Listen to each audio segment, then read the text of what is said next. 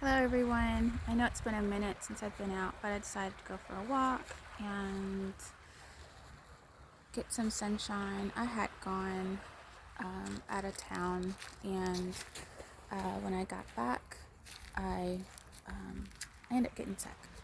So I was sick for several days and low-key depressed about it. So I feel much better now, and I also decided to get out and go for a walk and go ahead and do another video so that I can continue talking about what we were discussing before,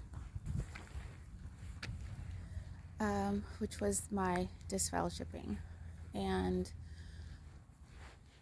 I didn't realize bringing it back up, discussing it, how much I evidently was still hurting from it. And my disfellowshipping was because I felt it was totally unjustified. And so the brothers make the announcement, and I didn't get the second hearing that I wanted.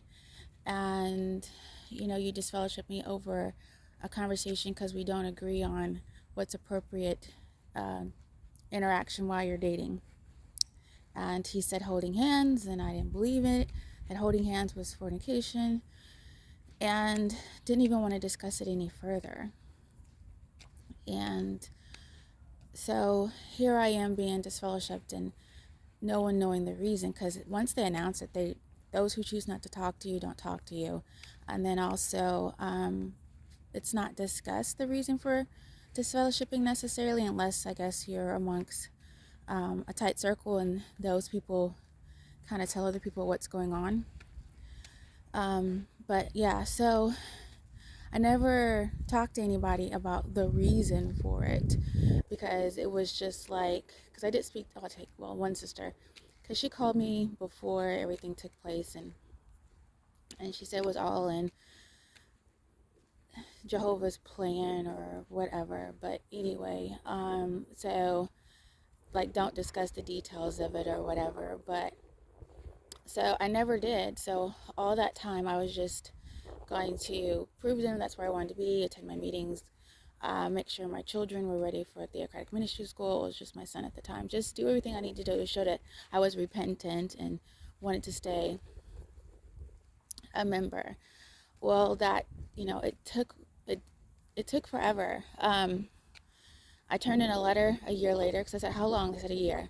Turned in a letter a year later. That same brother said, oh, it's going to be a long time before you get reinstated.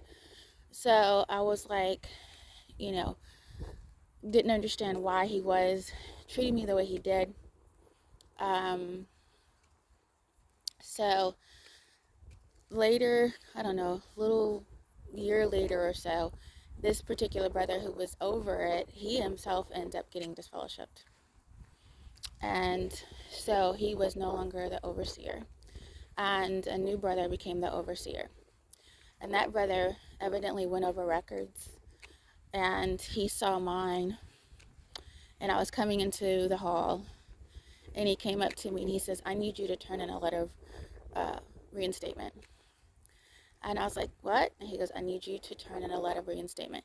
He said, I looked over yours, and you were wrongly disfellowshipped. It should have never happened, and I'm so sorry. Turn in your letter of resignation the next meeting. So I did. No conversations were had, no meeting was had.